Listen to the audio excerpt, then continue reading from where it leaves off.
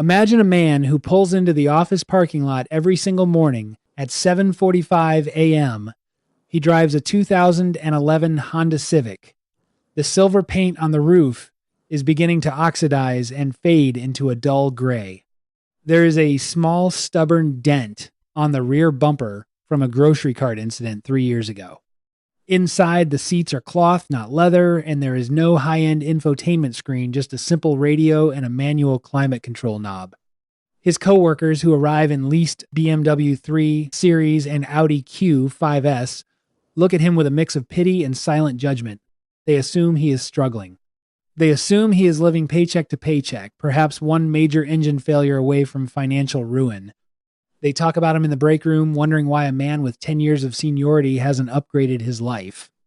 But what they don't know is that while they are sweating over $800 monthly car payments and $4,000 property tax bills, this man is quietly celebrating a milestone. Yesterday, his diversified index fund portfolio officially crossed the $4.2 million mark. His house is completely paid off. His children's college tuition is already sitting in a protected account, fully funded. He could walk into his boss's office today, quit, and never work another hour for the rest of his life. He chooses the Honda Civic on purpose. He isn't being cheap. He is being strategic. If I told you that the very things you are working for, the luxury logos, the status symbols, the visible success, are actually the greatest roadblocks preventing you from ever becoming truly wealthy, would you believe me? By the end of this video, you will realize that in a world of digital surveillance and predatory marketing, looking poor has become the ultimate financial superpower. I will show you the data behind the invisible rich, the hidden taxes that come with looking wealthy, and a single formula that will reveal whether you are a prodigious accumulator or just a high-income person who is actually broke. Most of our cultural perception of wealth is a lie curated by Hollywood and social media influencers. We are taught that being a millionaire looks like champagne on private jets and gold-plated everything. But the data tells a much more boring, yet far more empowering story. Thomas Stanley and William Danko spent over 20 years interviewing thousands of actual millionaires across America for their landmark study, The Millionaire Next Door.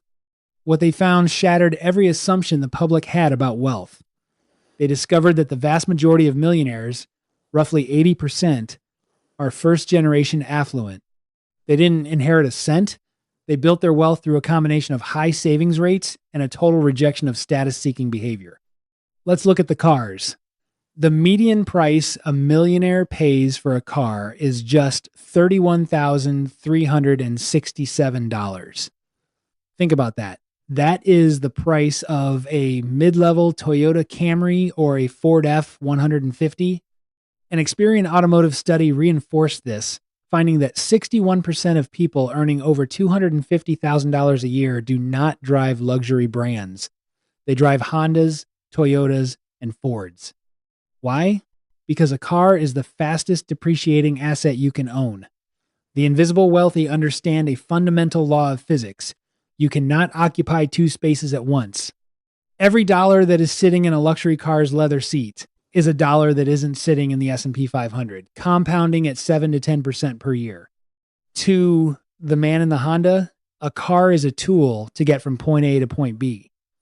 To his coworkers, the car is a signal. The problem with signals is that they are incredibly expensive to broadcast, and the only people you are signaling to are usually just as broke as you are. To understand why so many people feel middle-class poor despite having high salaries, we have to look at the work of sociologist Thorstein Veblen. Over a century ago, he coined the term conspicuous consumption. Veblen's central observation was that in modern society, people don't just buy products for their utility, they buy them as social proof. We don't buy a $10,000 Rolex to tell the time. A $20 Casio does that more accurately. We buy the Rolex to signal to the world that we have enough resources to spend $10,000 on a piece of jewelry. But here is the psychological trap, the Veblen Effect. For certain luxury goods, The demand actually increases as the price increases. The high price is the feature, not the bug. When you buy a designer handbag or a luxury vehicle, you aren't paying for materials, you are paying for a narrative. You are buying a ticket into a perceived class. The invisible millionaire rejects this narrative. They understand that the moment you try to prove your status, you lose your power. When you broadcast wealth, you invite the world to take a piece of it. You invite higher expectations, you invite marketing firms to target you, and most dangerously, you invite your own ego to take the driver's seat of your financial life. Actual wealth builders play a different game entirely. They understand that every dollar spent on an appearance is a dollar that cannot compound. They have done the math. They know that if you invest $1,000 a month starting at age 25, by age 65, you will have roughly $5.3 million. However, if you spend that same $1,000 a month on a luxury car lease at age 65, you have a pile of scrap metal and a lot of memories of people looking at you in traffic. The cost of looking wealthy isn't just the price tag on the item. It is the invisible tax that society levels against you. When you move into an affluent neighborhood, your baseline for everything increases. The local grocery stores are more expensive. The landscapers charge you a zip code premium. Your children's friends go on $10,000 summer vacations, and suddenly you feel the social pressure to do the same just so your kids don't feel left out. This is what researchers call social contagion. We calibrate our spending based on our peers. If you drive a Mercedes and live in a gated community, you're surrounded by people who have also normalized high spending. Your normal becomes a trap. Furthermore, looking wealthy makes you a target for what I call professional overcharging. Have you ever noticed that a contractor's quote for a kitchen remodel changes based on the car parked in the driveway? If a plumber sees a Ferrari, he assumes your ability to pay is infinite. He doesn't see himself as a predator. He sees it as value-based pricing. Warren Buffett, one of the richest men in history, famously still lives in the same house he bought in 1958 for $31,500. He drives a modest car and eats breakfast at McDonald's. By maintaining a modest appearance, he has avoided the social and professional overcharging that plagues most billionaires. He has maintained his negotiating leverage. In any transaction, the person who looks like they don't need the money is the one who has the power. Looking poor is a strategic defense mechanism. In our digital age, the look wealthy strategy is no longer just expensive, it's dangerous. Visible wealth acts as a GPS for criminals, hackers, and scammers. Every time someone posts a photo of their new $150,000 car or their high-end watch on Instagram, they aren't just sharing a moment, they are providing a reconnaissance report for cyber criminals. Identity theft isn't random. A joint study by Experian and the Department of Justice found that affluent individuals are 43% more likely to be victims of identity theft compared to the general population. Cybercriminals use open source intelligence, OSINT. They assemble profiles from social media, public property records, and data breaches. When they see a person practicing conspicuous consumption, they see a high ROI for their criminal efforts. They know that person has high credit limits, liquid assets, and a lifestyle worth exploiting. Security experts now talk about whaling attacks, highly targeted phishing scams aimed at high net worth individuals. These aren't the generic Nigerian prince emails. These are meticulously crafted emails that impersonate your private banker, your luxury concierge, or your estate lawyer. The invisible rich practice, social invisibility. By driving the old Honda and wearing the $20 t-shirt, they drop off the radar of the predatory economy. They enjoy the best food, the best travel, and the best healthcare, but they do so without a target on their back. They have realized that the ultimate luxury isn't being recognized, it's being left alone. There is a psychological cost to visible wealth that is rarely discussed: the erosion of human trust. This is known as the rich man's paradox. When you are visibly wealthy, every new relationship comes with a silent question. Do they like me, or do they like what I can do for them? High net worth individuals often report a deep sense of social isolation because they can never be 100% certain about the motives of those around them. When you look like a regular middle class person, your relationships are pre-filtered for authenticity. The people who hang out with the man in the 2011 Honda Civic aren't there for the ride. They aren't there hoping he'll pick up the check at a 5-star restaurant. They are there because they genuinely enjoy his company, his character, and his conversation. This social camouflage also protects your children. Research from The Millionaire Next Door found a negative correlation between economic outpatient care, parents giving money to adult children, and the children's ability to build their own wealth. When children grow up in a house that screams, "We are rich," they often internalize a sense of false productivity. They assume the lifestyle is the baseline, and they spend their early adulthood trying to maintain that baseline through debt rather than building their own foundation. The invisible wealthy often raise children who are more resilient and self-reliant because the kids don't realize there is a massive safety net. They work hard because they think they have to. By the time they discover the family's true net worth, they have already built the habits required to manage it responsibly. The reason looking rich is a losing strategy is because of a psychological phenomenon called hedonic adaptation.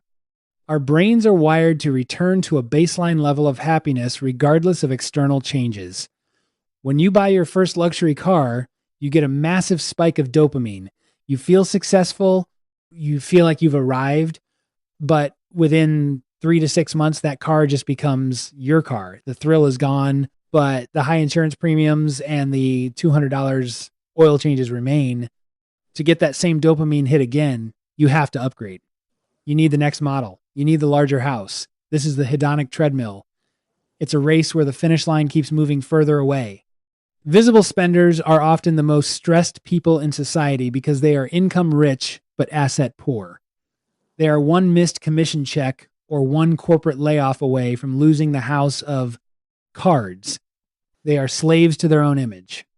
The invisible rich have opted out of the race entirely. They have discovered that the greatest dopamine hit doesn't come from a purchase, it comes from the sense of security. There is a profound, quiet joy in knowing that no matter what the stock market does or what happens at your job, you are okay. That is a level of happiness that a Ferrari can never provide. Now, it's time for you to do your own math. In The Millionaire Next Door, the authors provided a simple formula to determine your wealth accumulation quotient. Take your age, multiply it by your pre-tax annual household income from all sources except inheritances, then divide by 10.